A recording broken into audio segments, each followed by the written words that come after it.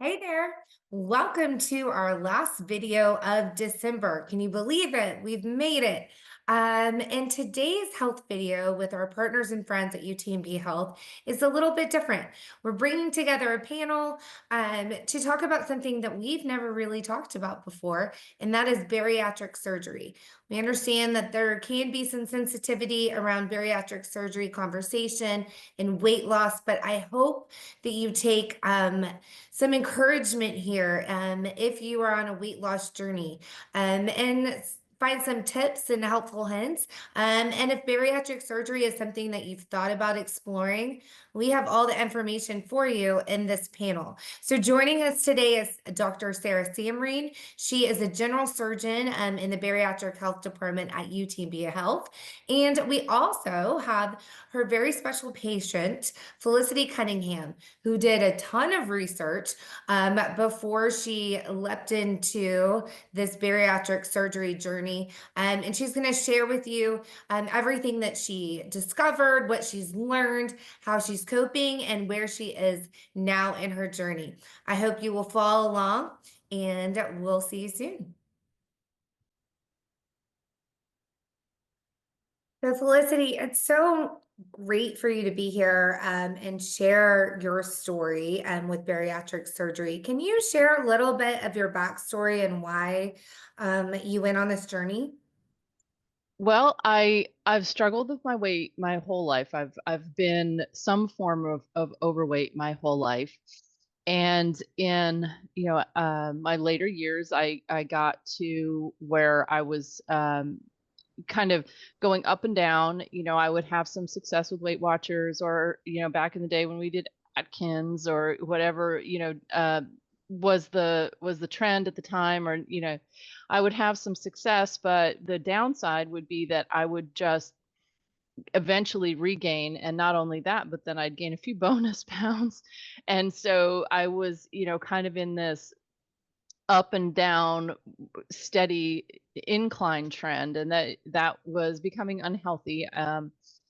I was turning 51, and my mom passed away when she was 51, and that was kind of a profound moment for me to look at it and say, I'm going to be older than my mother ever was.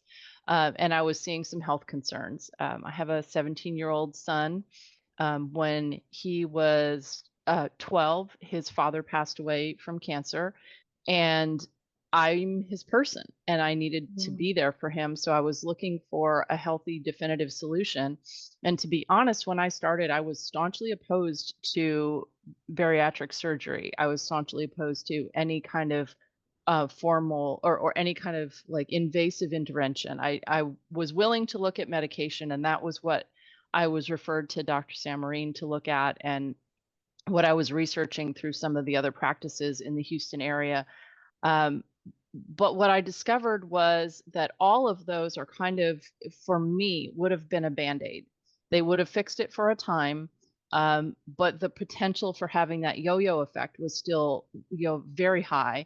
And this is a definitive solution. It's a lifestyle change that gives me a tool that helps me be continually successful. And so it turned out with the things that I was concerned about around my health and what I was looking for in terms of a final permanent solution, this was the way to go. Well, I think it's so amazing that you can speak out about it and be like, hey, this is what worked for me. I found a facility that works for me at UTMB Health. Dr. Samrit, how can you speak to bariatric surgery and what you guys are doing over there at UTMB Health? Yeah, so I started at UTMB in 2019, right before the pandemic. And right away, one need was obvious to me that our patients needed a comprehensive weight loss program, Mm. which was not available in our area at the time. And so we all struggled with COVID, but that was honestly gave me some time because it was slowed down from like life had stopped for a little bit. Yeah. That gave me time to reflect on the needs of my patients truly.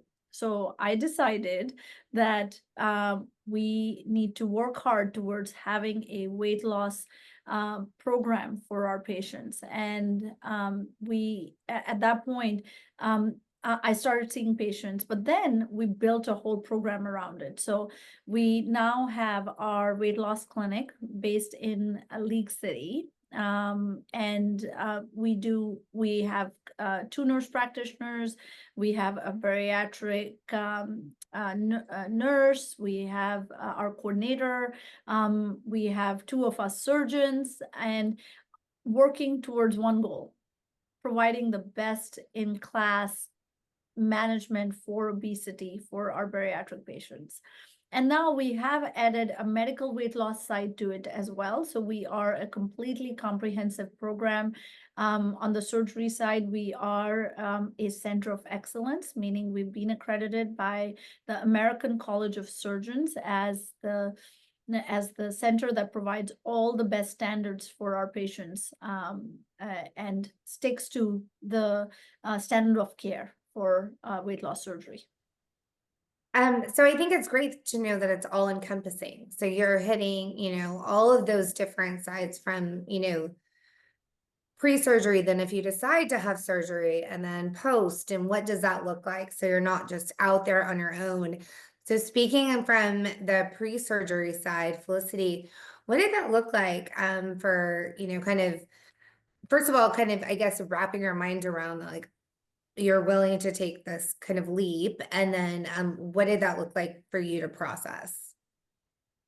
It was a lot of research. I did look at more programs other than UTMB. Um, But what I found at UTMB was that they were very personal to me. They looked at me in terms of what my challenges were in my life, how busy I was, what my goals were. I looked at some other practices in the Houston area, and I found it to be very cookie cutter. They were looking at me in terms of my numbers, and this is a person who is overweight, and therefore they need fill in the blank. And Dr. Samarine didn't come at it from that standpoint. She was looking at who I was as a person and what was very specific to me. And the thing that resonated with me was the first time I met her, she gave me permission to see my health situation, my being obese, as not a personal failure. She gave me permission to see it as a challenge, but not me being lazy, not me having no willpower, not me having all of those negative personal self-talk things that we talk about when we talk about our weight. She gave me permission to see it as something that is as much of a health condition as someone who, has a muscle atrophy, a muscle issue, or a stomach issue, and that's very profound because it's true. Weight loss and a person being challenged by their weight is more than just I ate too many of whatever thing it is. It really is a health condition. And so opening my mind up to that and seeing the surgery as treatment, a tool that would help me manage a health issue that I have, which is, in my case, a food addiction.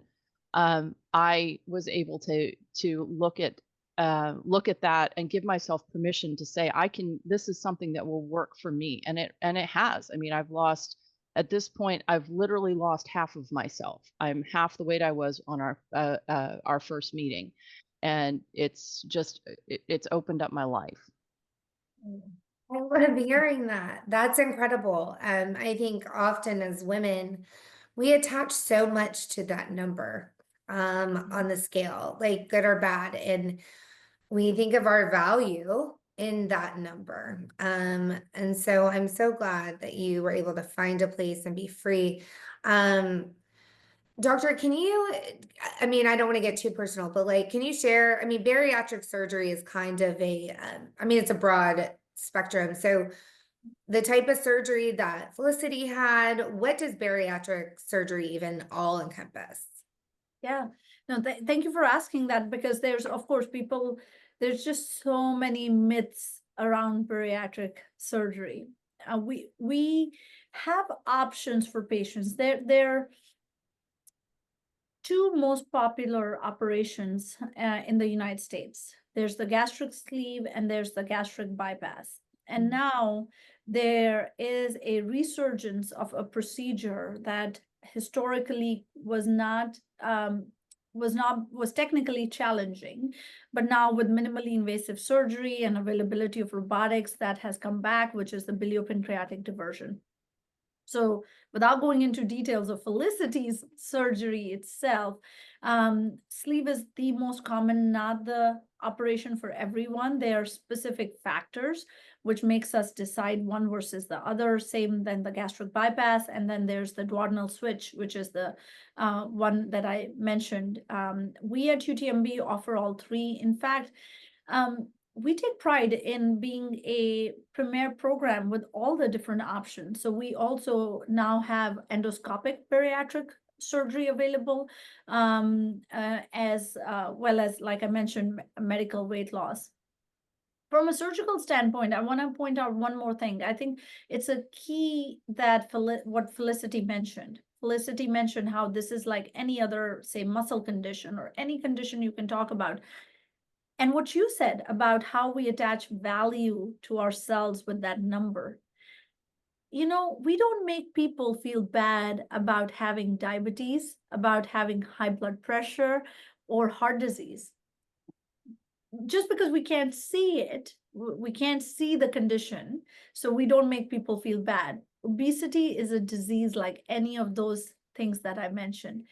And just because we can see it on a person, we make them feel bad about it. So I want to make sure people understand that there's biology behind it. It's not just food addiction because someone is addicted to food.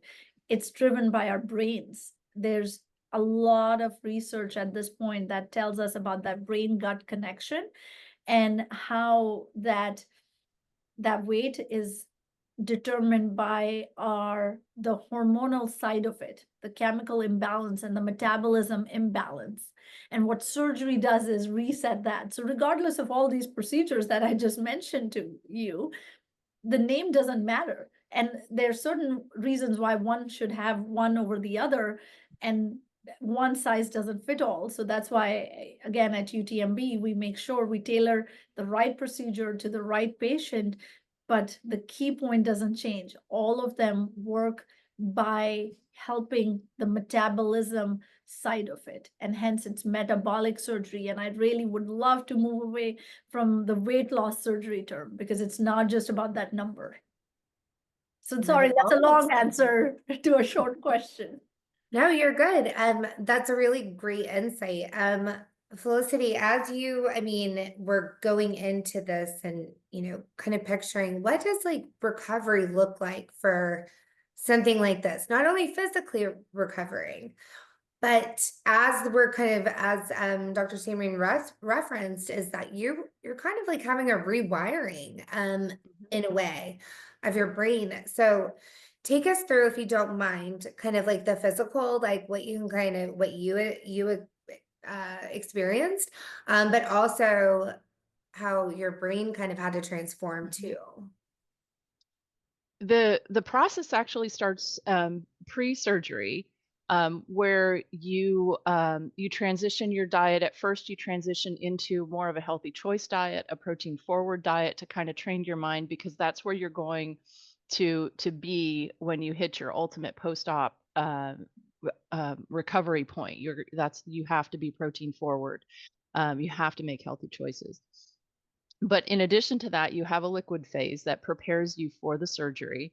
And what I found in the liquid phase was it was really liberating because it allowed me to let go of that connection to food, that need to always be, what's the next thing I'm going to eat? We always talk about this, the decision fatigue around what we're going to make for dinner or what we're going to eat for dinner or where we're going to go for dinner. All of that, you let go of that because it's all about focusing on the protein. And so that was really liberating for me. And I was shocked by that. I really didn't think, I felt like I was going to have a hang up and I didn't. And then post-op, you start in liquid again and you kind of gradually take yourself back to a protein forward diet that you're open to anything. I can go to any restaurant and find something that I can eat. And there's a few things that I stay away from. I stay away from carbonation. So, although other places have great, Diet Cokes or whatever diet drinks, I stay away from carbonation. Try to stay away from drinking anything that has a full sugar type scenario. So there are a few things that I do stay away from. But to be honest, I would stay if I was trying to be healthy about my choices. I'd be staying away from a lot of that stuff anyway. Yeah. Um, and for me, the thing that's been profound is the mental load that has lifted. I people always ask me post surgery, how do you feel? And have struggled really hard with answering that, because it's not that I feel like I can, like I'm a different person, so much as the whole idea of the whole minutia that goes on in your brain, trying to live with being heavy, because the world isn't set up for a person who's heavy. The chairs are different. Uh, it- the the recreation is not set up for things like that, and for a person like that. And the idea that I no longer have to think 3 months in advance about where I'm going to buy a dress for a special occasion because I have to order it online. I no longer have to think about how I'm going to regulate my emotions if I get in a situation where I might be embarrassed. I don't have to think about, how am I going to get on an airplane? How am I going to travel if I lose my suitcase because I can't just go to Target and buy a shirt? Mhm. All of that mental load goes away, and that for me has been the biggest lift in terms of just feeling lighter. I mentally, you just feel so much lighter. And of course, there's the reality of the whole thing. Um, I can walk, as much as I want. My hips don't hurt. I can, um, I have better balance. And then of course all my medical numbers, I've erased all of the negative things off my chart in terms of high blood sugar, climbing blood pressure numbers. All of that stuff has all gone away. So I pretty much cleaned the slate on that, which was amazing. But again, it really is the weight that's lifted off of the things that you think of every day in order to live in a society that doesn't accept people that are overweight, is what's been the most amazing part. I'm so happy for you to Thank you. experience that and to have the physical and mental weight lifted. What a joy. And Dr. Samory, is that what you see in your practice? From a post-op, is Felicity like a 10-star patient for follow-up? Or is this like pretty much like a common experience for your patients? Felicity will always be 10-star. Um, I, I can never forget even the first time I met her, because she is the definition of an informed patient, because she asked a Mhm. lot of questions and she was engaged. And I was like, I wish all my patients were like this, because, that then, and she follows instructions. She's amazing. But I definitely, I will tell you, 99.999% of my patients tell me that they wish they had the surgery sooner.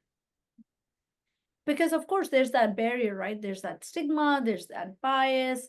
People feel, oh, if I'm going for surgery, like Felicity thought surgery is the last option. That's drastic.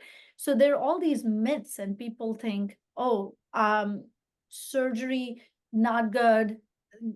People wait for years and years before by the time they come to my office, I know they've suffered for a long, long time. Oh, So that's th- that is why it's a big deal when patients make it to my office. But once they do it, recovery is not bad. In fact, we have celebrated in the American Society of Metabolic and Bariatric Surgery the fact that outcomes of bariatric surgery are as good as getting your gallbladder taken out. And we know that's one of the most common surgeries being done in the United States.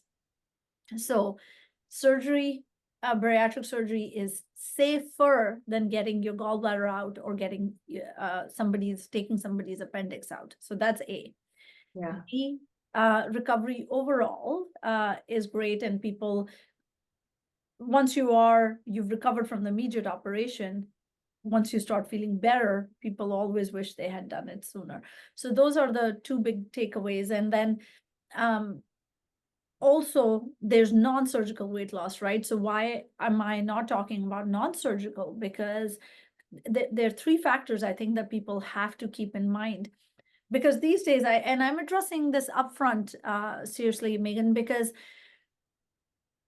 there's so much of this craze with taking medications right now, and this has taken our country with this immense wave that everyone's taking weight loss medications.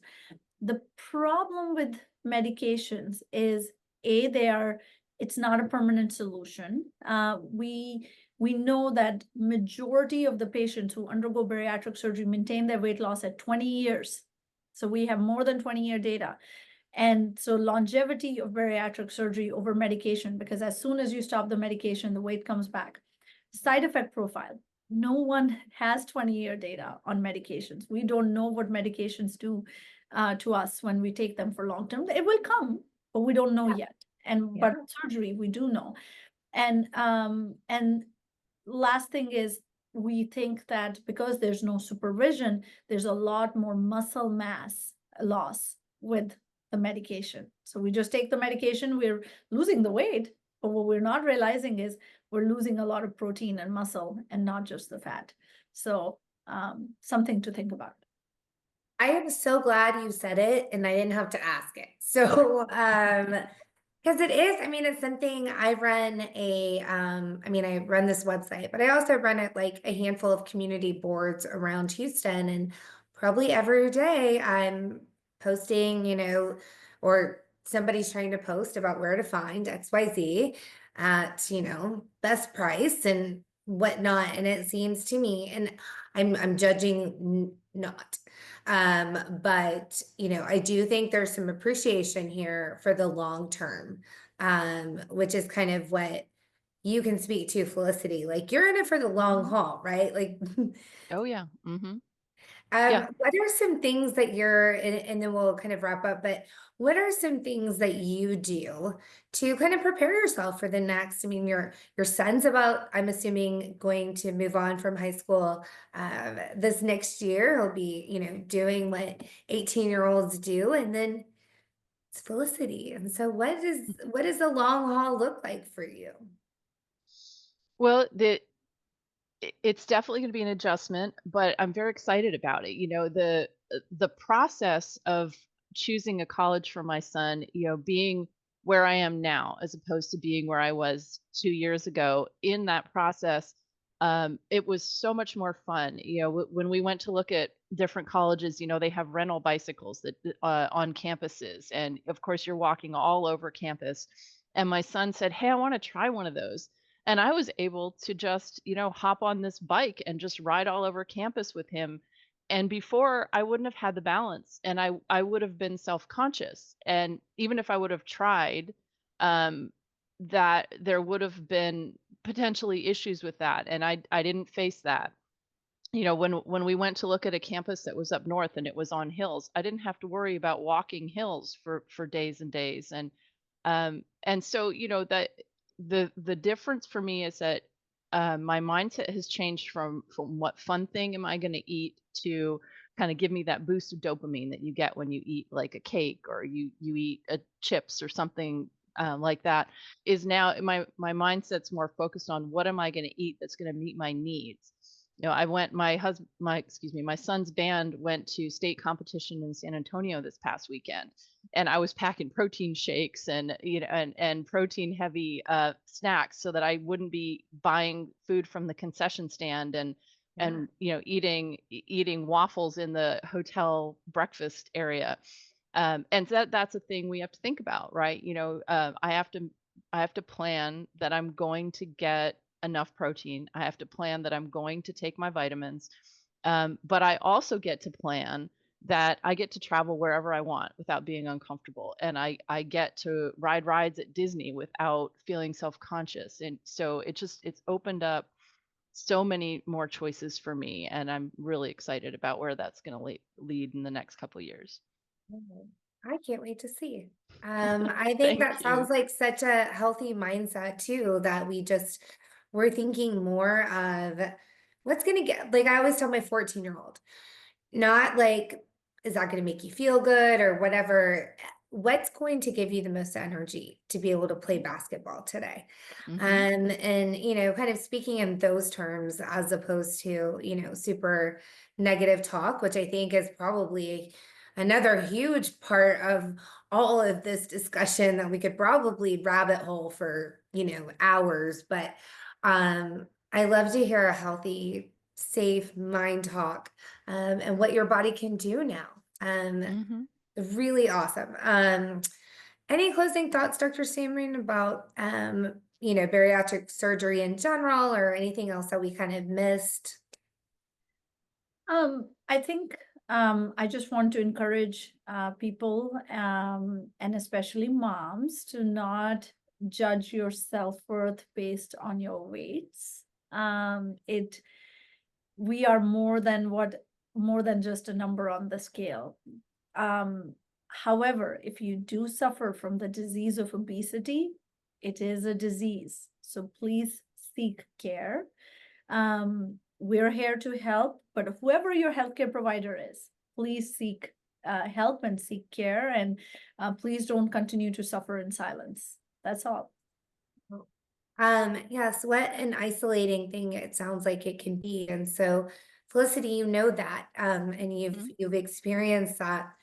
So you're speaking to your best friend, but this time it's like maybe thousands of best friends.